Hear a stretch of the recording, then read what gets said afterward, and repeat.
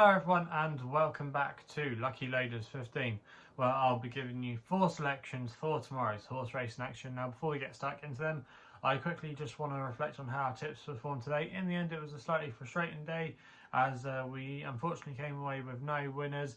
My Nap White Hart Lady at Fontwell, she was quite prominent in the bet and I think she might have gone off favourite in the end, or she was run about second favourite come post time. But yeah, she just wasn't able to win today.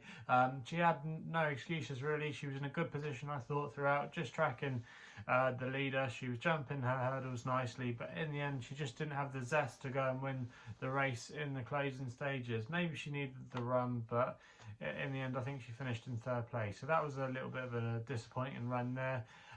My next bet as well, he was a bit of a strange effort. We were able to claw back a little bit of profit with him with the place money. That was When You're Ready for Kevin Brogan and John Joe O'Neill. I was actually out the back of the field for the majority of the race and did make 1 or 2 errors at his fences. However, it was his chase debut, but then in the closing stages he did really stay on fairly strongly. I think he probably wouldn't have won anyway, and I know some people would have said he had too much to do and what was the jockey doing, but to be honest with you, I think if he'd probably tried to ridden him a little bit more aggressively, he wouldn't have even made the frames. So yeah, I just don't think he would have won on the day, but he did well to pick up the pieces and get the each way money. So yeah, on the whole, it's not been our finest hour, but fingers crossed we can bounce back and have some winners for you tomorrow. So like I said, 4 tips for you for tomorrow's racing, and we're going to be going to Carlisle for the first one with my Nap, which runs in the 305 with a horse called Quinta for Luca Morgan, claiming a handy £5,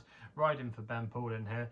Now this horse is going to be making his seasonal reappearance, and I think he's potentially well treated off a mark of 121. He progressed well over hurdles last season. He won at Ludlow, he ran in some decent races, and some of the form actually worked out quite well, and some of those rivals that he was racing against and some that he beat are actually rated a lot more higher than he is now, at least £10, £15 with some of them. So I think off a mark of 121, that's a very workable mark for his return tomorrow. He's going to have things in his favour as well. The ground's going to be up his street. He likes a better surface.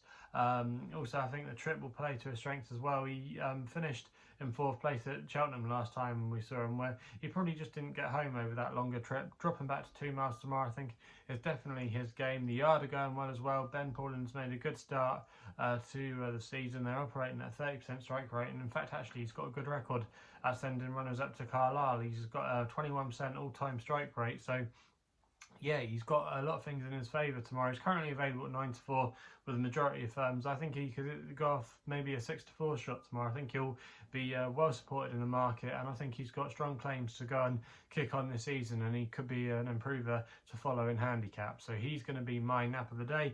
We then stay at Carlisle for the Longshot in the 340 with Louis Vac Pouch, currently available at 11-1 with some firms. I'm going to recommend a 0.5 each way selection here for Ross Chapman and Phil Kirby. Now this horse, you do have to take him on trust. However, I do think potentially he's got a few things in his favour tomorrow. Now he's dropped to a really low mark now of 116. When he was racing in his prime a couple of years ago, he was rated, I think, as at one point in the high 140. So he has definitely come down the weight, and there have been a few glimmers of hope along the way. However, his most recent run was a disappointing one at Market Raisin, but he was returning from a short break there, and I just think he might have needed that run, and he could be a little bit sharper today. Also as well, the key thing for him is ground. He wants better ground, and he's going to get that tomorrow. It's currently described as good ground at Carlisle. They're expecting a dry forecast throughout tonight and into tomorrow, so the conditions shouldn't change at all.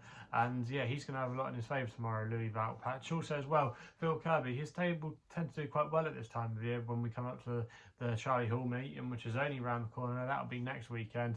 And his last couple of runners have been going quite nicely. He had a couple of wins on the flat earlier this week, and I just think his jumpers are starting to come to hand now. And yeah, this horse could be a little bit underestimated in the market. I've got a few queries about some of the horses at the top of the betting, and I just think at 11-1 he might be able to bring a surprise in this race, and I think he's not a bad each way bet there. So he's going to be my long shot tip of the day in the 340 at Carlisle. We then go to the 430 at Newton Abbot for my next best, where they are going to be holding an inspection in the morning, but fingers crossed they passed. My next best runs in the 430 here with a horse called Leave My Alone for Brendan Powell, riding for Rakenda Ford, currently available at 9-4, and I'm going to recommend a 1-point win bet here. Now this horse earlier on in her career, she didn't really show too much. However, last season she seemed to turn a new leaf because she did show some good ability over fences. She was a wide margin winner in a mare's race at Fakenham when she absolutely slooshed up that day. She then went on to frank that effort by finishing in second place at Taunton, and she's off a mark of 83 in this race tomorrow, which I think will suit her. I think the key to her as well is deep testing ground. There's been plenty of rain at Newton Abbot. They'll probably have more tonight as well, and I just think if it is on the easy side, which I expect it will be tomorrow, it could be a real slog for these horses, and it might just serve our horse to be in good stead. And also as well, the yard, they've only had one winner from one runner in the last fortnight, so it's nice to see they're in good form. I just think off a mark of 83, there could still be a little bit more to come. And I like the jockey booking as well, Brendan Powell. I always think that he never gives us up. He's what you call a real trier. So yeah, for me, I think leave my alone. I think if they do get the green light to race at Newton Abbot tomorrow, we'll take all the beating in that race. We then go with an extra tip, which runs in the 5:30 at Wolverhampton with a horse called Secret Count. Now this horse is trained by Saeed Ben Saror, and Marco Giane is booked for the ride tomorrow. Now this horse is rated 75, which I don't think is a bad mark for this horse. It has been a frustrating one because he still remains a maiden. However, there have been glimmers of form, and last time out in a handicap, it was a slightly better run.